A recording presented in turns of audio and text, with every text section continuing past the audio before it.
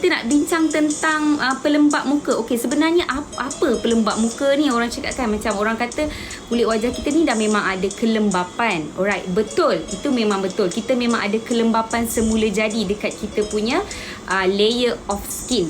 Tetapi pelembab muka yang kita gunakan ini berfungsinya ia sebagai untuk mengelakkan atau untuk menahan daripada kelembapan kulit kita tu makin hari makin kurang ataupun makin hilang, makin tak ada kulit, makin tak ada kelembapan. So itu adalah salah satu fungsi pelembab kulit, okey, pelembab muka. So selain daripada itu, ia juga bahan-bahan di dalam ataupun ingredients yang ada di dalam pelembab muka kita, skincare pelembab kita tu adalah untuk memberi kelembapan kepada kulit wajah kita.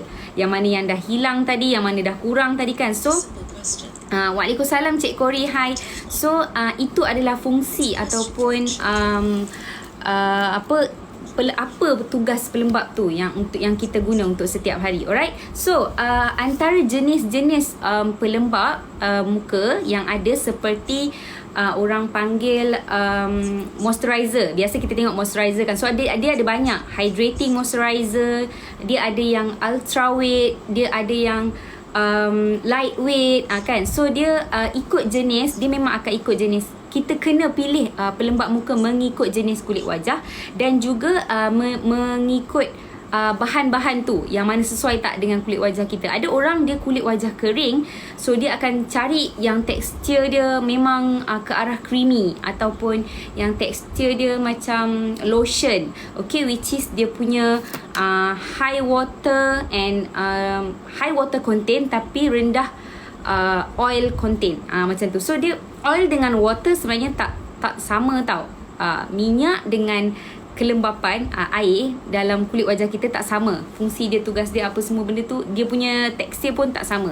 Alright, so benda-benda macam ni yang kita kena tengok untuk kita tahu sesuai tak pelembab tu dengan kulit wajah. Sebab apa tau? Sebab ada orang kata especially for those yang kulit oily, tak perlulah nak pakai dah apa ni pelembab muka. Kerana apa? Sebab muka kita dah oily.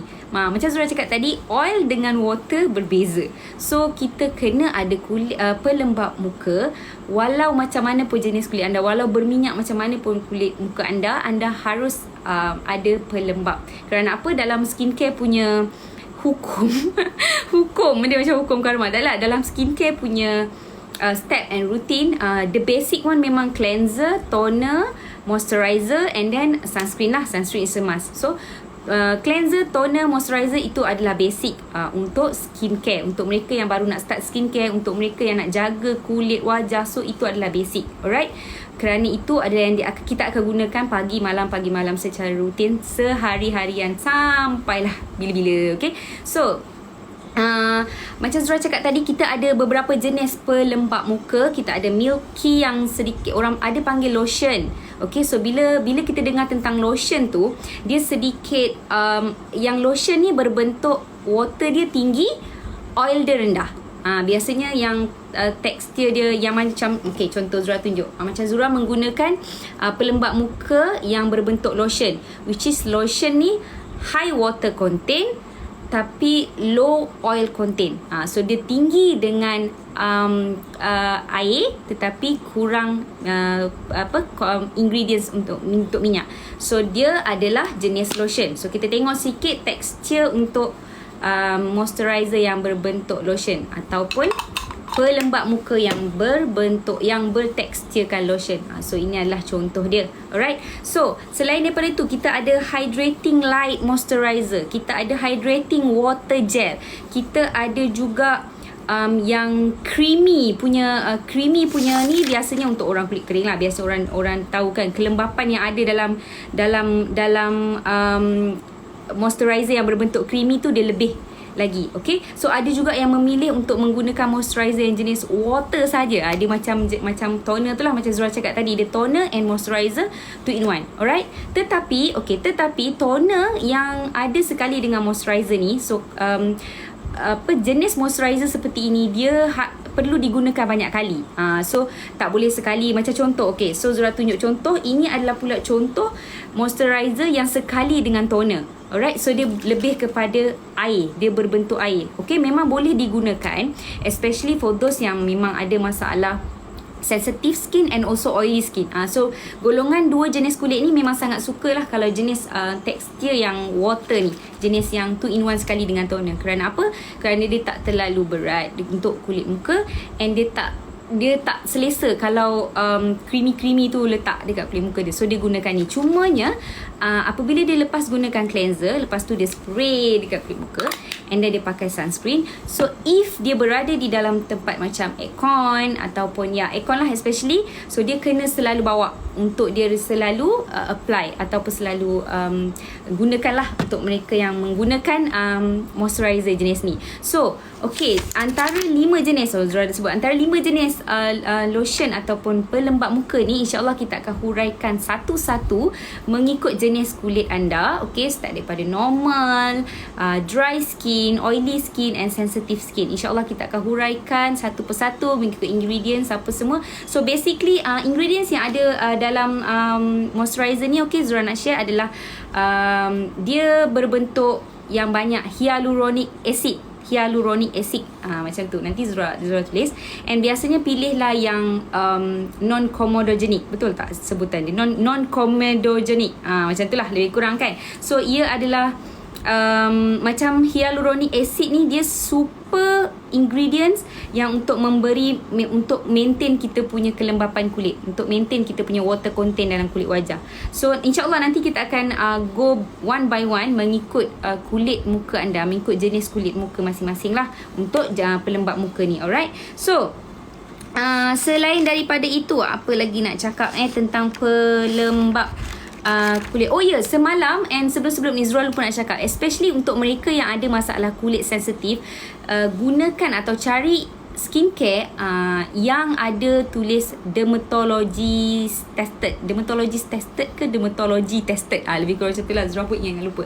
So kena cari yang ada tulis macam tu. Okay, so sebab kulit anda memang sensitif ataupun yang super sensitif, so bila dia dah diuji secara dermatologi, sangat-sangat bagus dan sangat-sangat sesuai dengan kulit muka anda. So tahap macam mana pun anda punya kulit muka sensitif, insyaAllah ingredients tu ataupun skincare anda gunakan tidak akan memudaratkan kulit wajah anda lah untuk kesan masa jangka yang cepat ataupun yang berpanjangan. Alright, so hi Kak Yanti, thank you. Shooting toner kan? Oh, bukan shooting. Encik Kori dah jawab betul dah. Soothing, SOOTHING. Betul. Soothing toner tu yang sesuai untuk kulit yang sensitif seperti yang kita bincangkan semalam. So ingredients dia kalau boleh cari yang semua yang soothing and calming lah, especially daun pegaga, Centella asiatica, selain daripada beta glucan, selain daripada glycerin, selain daripada aqua. So itu adalah antara bahan utama yang patut ada dalam toner ataupun skincare untuk mereka yang kulit sensitif. Sensitif tak? Okay, so jika ada soalan mungkin boleh tanya. Untuk mereka yang baru join, hari ini kita tengah bincangkan tentang pelembap muka perlu ke? Kan? So and Zura akan share sunscreen tips nanti sedikit. Okay, so untuk kita akan go one by one nanti. Macam Zura cakap, pelembap muka untuk kulit normal, pelembap muka yang sesuai untuk kulit kering, pelembap muka yang sesuai untuk kulit oily, and pelembap muka yang sesuai untuk kulit sensitif, insyaAllah one by one. Okay, kerana apa? Kerana macam Zura cakap tadi, kita kena fokus dulu untuk satu persatu jenis kulit. Walaupun kita bukan jenis kulit yang macam tu, tapi kita nak boleh share dengan orang yang kat luar sana yang ada masalah kulit macam tu. So kita boleh share supaya mereka tidak tersilap membeli skincare dan tidak membazir kan, dan tidak juga memberi kesan yang tak baiklah pada kulit muka. Alright, so manjang salah eja, tak apa, kita belajar dulu. Zura pun tak tahu macam mana nak eja. So SOOTHING is soothing untuk mereka yang kulit sensitif. Alright, so nak cerita tentang sunscreen. Okay, sunscreen ni ada orang pandang enteng ya, pandang enteng, pandang remeh kepada sunscreen. Especially macam pagi tadi Zura ada pergi swimming pool. So swimming pool tu walaupun dia berdekat macam ada bumbung lah, berbumbung, so mereka ingat tak perlu pakai sunscreen, tapi still daripada luar dia ada haba. So apa jadi pada mereka yang tak menggunakan sunscreen walaupun mereka melakukan aktiviti air, walaupun di bawah bumbung, kulit mereka akan nampak tidak sekata, uneven skin tone. Sebab masuk air, keluar air sekejap kan. So haba bila keluar air tu dia kena panas yang macam haba. So especially selepas pukul 9 ke atas, 8.59 ke atas. So vitamin D tu dia dah jadi vitamin M pula. Dia vitamin yang boleh memudaratkan. Thank you King for the rose, thank you Kak Baya for the rose. So itu adalah sangat-sangat penting untuk kita menggunakan sunscreen. Sebab apa? Sebab salah satunya selain daripada untuk mengelakkan sunspot, and salah satu lagi untuk mengelakkan daripada uneven skin tone. So ini sangat-sangat penting. Walaupun anda melakukan aktiviti-aktiviti air yang tidak kena dengan direct kepada cahaya matahari yang berbumbung, tetapi still anda buat aktiviti tu pukul 10, macam pukul 11 anda still lagi mandi-manda kan. Tak kisah orang macam tengah staycation ke vacation semua, so diorang ada swimming pool, diorang pergi bila-bila masa suka kan, tapi still ada haba. So kena guna sunscreen. So untuk aktiviti air, alright, so Zura sangat-sangat suggest pada mereka untuk menggunakan sunscreen yang jenis water gel ataupun jenis yang sunstick macam ni. Ini memang menjadi favourite Zura. Okay, kalau pergi buat aktiviti air ataupun pergi hiking sebab kita berpeluh kan.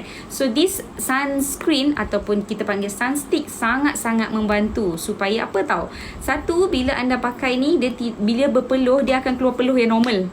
Maksudnya dia putih-putih. Dia putih yang jernih. Okay, so kalau kita gunakan sunscreen yang ada berbentuk creamy ataupun yang ada colour beige, so bila peluh tu nanti dia akan keluar macam colour-colour teh tarik sikit kan, dekat ada teh tarik di muka aku. Begitu kan. So adalah sangat-sangat direkomendkan untuk anda menggunakan yang jenis water punya type ataupun jenis yang sunstick ni. Sunstick lagi lah sangat bagus sebab dia semua adalah natural ingredients, organic ingredients, so tak ada memberi apa-apa masalah. And also dia tidak langsung mengandungi chemical ingredients sunscreen ataupun physical ingredients sunscreen. So ia sangat-sangat bagus. Just roll on to your face. Macam kalau dah lama, lepas tu macam dah hilang, ambil balik, tunggu muka kering, just roll on balik. Okay, pastikan semua kena dekat kulit wajah anda supaya anda tidak dapat kulit yang macam orang kata macam capuk-capuk. Faham tak? Dia uneven skin tone tu maksudnya dia capuk-capuk lah. Sini kejap muka anda okey, asalnya muka putih. Okay, so bila dah kena sunspot tu dia kejap ada hitam sini sikit. So boleh nampak right after you, macam pagi tadi swimming, petang tu pun boleh nampak. Memang nampak sangat kesan bila you tak pakai sunblock. Apatah lagi memang sebelum-sebelum ni pun dia punya daily rutin harian pun dia tak guna. Memang lagi akan nampak. So memang akan lagi meninggalkan kesan. Nak hilangkan memang sangat sukar, nak dapat memang sangat senang. So adalah penting ya untuk menggunakan sunblock. Saya terkejut sebab saya nampak, sorry minta maaf, Zura nampak nama Sundal Bolong. So dia macam terjun. Hai Sundal Bolong, salam dari Persatuan Pemburu Janda Malaya. Takut kita, Zura bukan janda. Abang pilih yang mana? Tiba-tiba teringat lagu tu, perawan atau janda. Salam.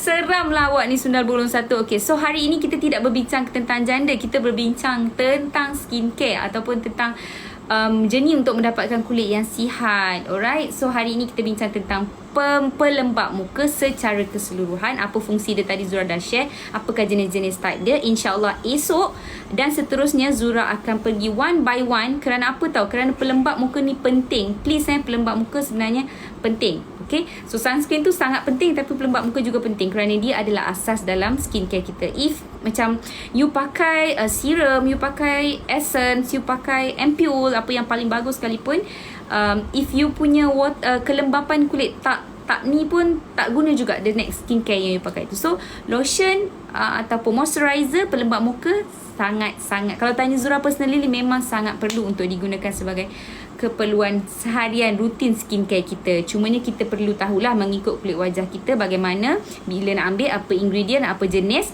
dan semua orang dah kenal kan jenis kulit anda. Alright, so itu sahaja untuk hari ini. Jangan lupa apa jua aktiviti anda di luar sana, jangan lupa menggunakan sunscreen. Alright, so Zura ada baca perkongsian Kak Ina siang tadi kan, panjang berjela-jela, dalam tu macam-macam ada. Selain on top of that, dia punya sunscreen lah, tentang sunscreen. So sangat-sangat bagus. So gunakanlah sunscreen sebelum terlambat.